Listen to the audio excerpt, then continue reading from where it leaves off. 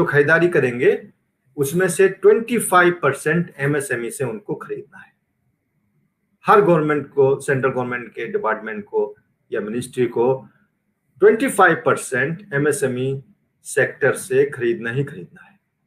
तो उसके तहत आपका जो प्रोडक्ट है या सर्विसेज है वो इस एक्सपेंशन में आ जाती हैं कि गवर्नमेंट सेक्टर उसको ले सकते हैं। इसको पूरा प्रॉपर वॉच किया जाता है कि हर जो डिपार्टमेंट है वो इस क्राइटेरिया को पूरा कर रहा है या नहीं कर रहा है। तो एमएसएमई रजिस्टर्ड होना बहुत अच्छा है और जितने हमारे स्टार्टअप हैं वो इसमें ज़्यादा से ज़्यादा रजिस्टर्ड हों, क्योंकि इसके बिना आप गवर्नमेंट की एमएसएमई की स्कीम्स को अवेल नहीं कर सकते। तो ये कंपलसरी है एमएसएमई की स्कीम को अवेल करने के लिए। और इसमें हम देख रहे हैं कि हर महीने, हर दिन जो रजिस्ट्रेशन है वो काफ़ी बढ़ता जा रहा है, एक अच्छा रजिस्ट्रेशन आ रहा है। तो ये रजिस्ट्रेशन का था, आईपीआर का स्कीम्स थी। कुछ स्कीम्स सिडबी भी चला रहा है जो इसको स्टार्टअप्स को फंडिंग कर रहा है। और एक पोर्टल जो ministry of industry and commerce ने बनाया हुआ है, ई बिज करके, ई बिजनेस ऐसा पोर्टल है जिसमें कोई नया यूनिट जो अपना सेटअप करना चाहता है तो उसको डिफरेंट जो पेपर वर्क पूरा करना पड़ता है, एनओसी देनी पड़ती है पॉल्यूशन कंट्रोल बोर्ड से या लोकल एडमिनिस्ट्रेशन से, तो वो सारा कुछ जो उसको ये सब जो पेपर वर्क पूरा कर सकता है वो एक सिंगल विंडो पे ई बीच पे जाके वो ये पूरा कर सकता है। इसमें रजिस्टर्ड हुआ जा सकता है और डिफरेंट जो स्कीम्स हैं उनको भी अवेल किया जा सकता है। तो ये ई बीच का भी आप लोग फायदा ले सकते हैं।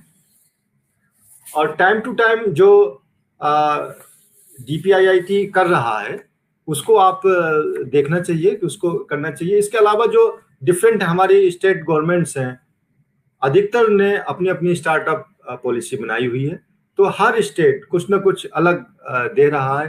तेलंगाना ने एक बहुत अच्छा किया है, एक हब बनाया है, टी हब करके, जिसमें वो हैंड होल्डिंग कर रहे हैं स्टार्टअप के लिए, उनको मेंटर से कनेक्ट कर रहे हैं।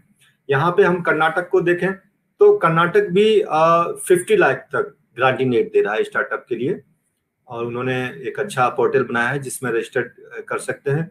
गुजरात भी जो है वो 10 लाख तक की फाइनेंशियल असिस्टेंस दे रहा है, जेएंडके भी दे रहा है।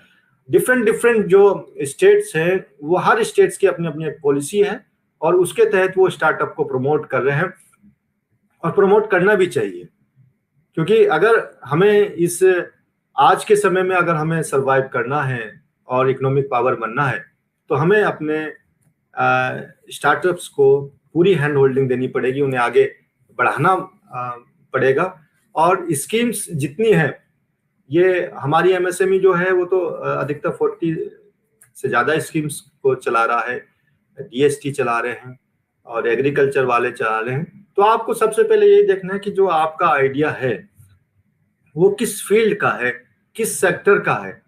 अगर इलेक्ट्रॉनिक्स का है तो आप उसमें माइटी में भी एक्स्ट्रा सर्च कर सकते हैं, उनकी अपनी स्कीम्स हैं। फार्मा का है तो डिपार्टमेंट ऑफ फार्मास्यूटिकल्स भी दे रहा है, एग्रीकल्चर के लिए भी दिए जा रहे हैं, इनोवेशन के लिए, और एमएसएमई तो दे ही रहा है। तो आपको अपने आइडिया को बहुत अच्छी तरीके से इसको आपको नर्चर करना है, इसको डिफाइन करना है, आपको प्रॉपर प्लानिंग बनानी है कि हमें स्टेप बाय स्टेप क्या करना है। और हमारा जो ये सेटअप है या जो हमारा स्टार्टअप है वो सारे एंगल से, सोसाइटी के, कस्टमर के और टेक्निकली कैसे मतलब फिजिबल है या फिजिबल हम इसको बना सकते हैं।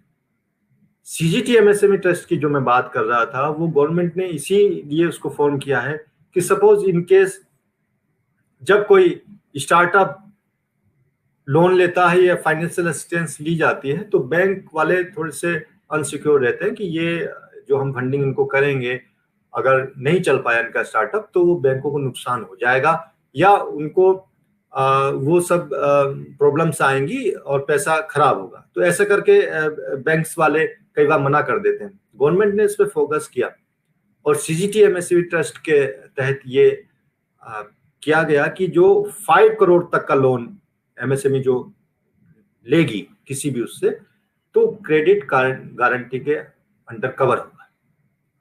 5 करोड़ का लोन क्रेडिट गारंटी के अंडर कवर होगा। मतलब ये है कि सीजीटी एमएससी ट्रस्ट बैंक को गारंटी देगा कि इन केस अगर इस लोन में कुछ गड़बड़ आती है या कोई प्रॉब्लम्स आती है तो उसकी जो भरपाई है जो 70% या 80% वो सीजीटी एमएससी ट्रस्ट करेगा।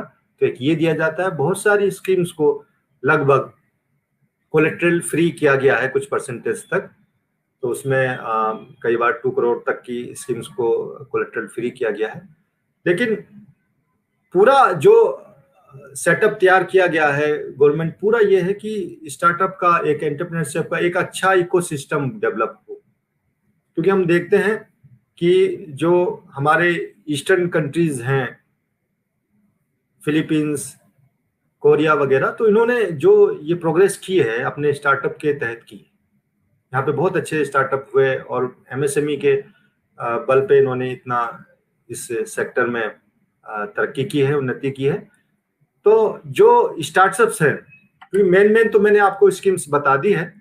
और स्टार्टअप्स के लिए मैं ये कहना चाहता हूं कि जो एक कहावत भी है कि लड़ाइयां लड़ने से पहले जीत ली जाती है, तो उसी के तहत कि जब आप इसमें बढ़े, स्टार्टअप में आप आए या स्टार्टअप आप लेके आए, तो पूरा जो है अपनी प्रिपरेशन कर लें अपने आइडिया को कि हमारा आइडिया ये है, इसको हमें ऐसे एक्सपेंड करना है, ये इसको फिजिबिलिटी बढ़ानी है, पूरा पेपर वर्क करें। जो आपकी प्रोजेक्ट रिपोर्ट हो, प्रोजेक्ट रिपोर्ट बहुत अच्छी होनी चाहिए, क्योंकि ये एक तरीके से पूरे हेल्थ का या पूरे इकोसिस्टम का या पूरे एंटरप्रेन्योरशिप क्लाइमेट का एक बैरोमीटर है।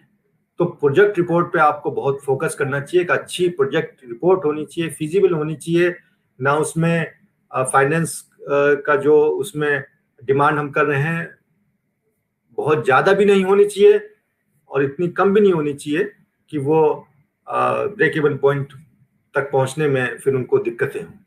तो ये सब चीजें हैं, इनको अगर स्टार्टअप हमें ध्यान में रखते हैं तो वो डेफिनेटली प्रोग्रेस करेंगे, ग्रो करेंगे। आप इसमें एमएसएमई स्कीम्स को ले सकते हैं और स्टार्टअप इंडिया से जुड़ सकते हैं, मेक इन इंडिया है और डिजिटल इंडिया है। ये सारी स्कीम्स जो हैं इन पे आप इनको ले सकते हैं और जो भी मेंटर्स हैं, जो फील्ड के एक्सपर्ट हैं, उनके साथ आप अपने स्टार्टअप को बढ़ा सकते हैं। और इसके साथ ही मैं अपने जितने भी ये स्टार्टअप जुड़े हुए हैं, जो एंटरप्राइज जुड़े हुए हैं, उन सबको शुभकामनाएं देता हूं कि वो आगे बहुत अच्छे बढ़े, ग्रो करें और जितना भी जो एक अपने प्रोडक्ट पे और सर्विसेज पे फोकस करें, क्वालिटी प्रोडक्ट हो, क्वालिटी सर्विस हो, ताकि वो एक्सपोर्ट भी किया जा सके। और इसी के साथ मैं आपको सबको